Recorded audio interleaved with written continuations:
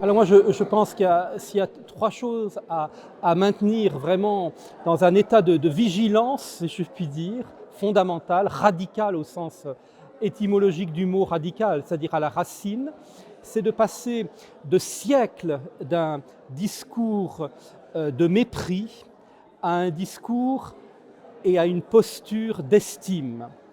Moi, je ne peux plus supporter ces discours qui parlent de l'accueil inclusif au sein de l'Église parce que c'est un gargarisme, comme après s'être brossé les dents.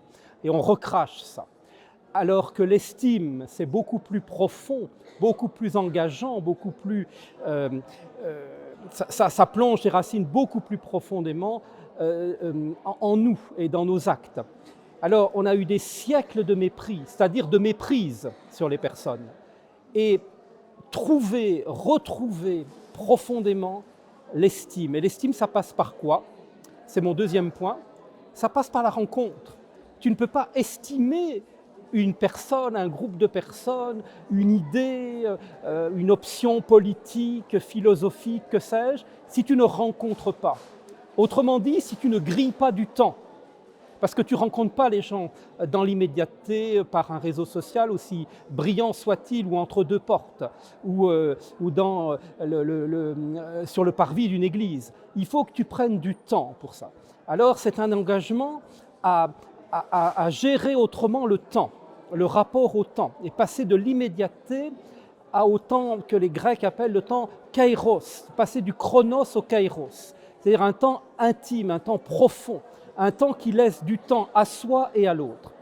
Et puis le troisième point, pour ce qui est des personnes homosensibles et transgenres au sein de l'Église, je crois pouvoir dire aujourd'hui, avec un tout petit peu de recul, parce que je commence à prendre de l'âge et des rides, je crois pouvoir dire que ce sont des trésors.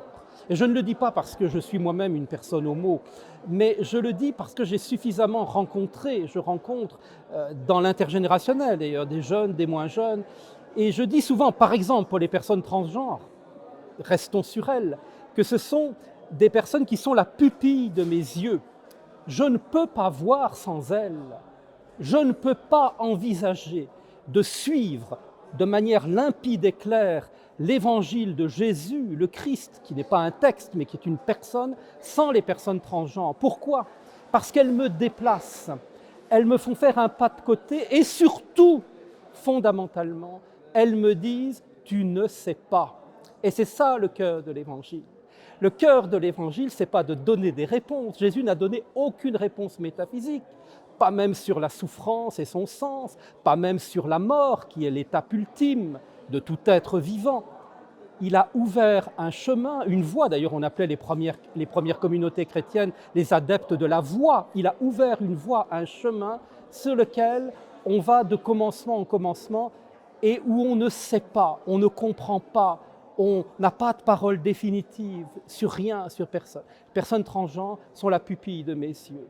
Et je dirais, et alors je me mets dedans aussi parce qu'il faut aussi s'estimer soi-même, eh bien les personnes homosensibles sont la pupille des yeux de l'Église. Si elles se passent des personnes trans et homo, l'Église ne voit plus rien. D'ailleurs, la preuve en est sous nos yeux en ce moment. Elle ne voit plus rien parce qu'elle s'est privée de sa pupille, de ses pupilles.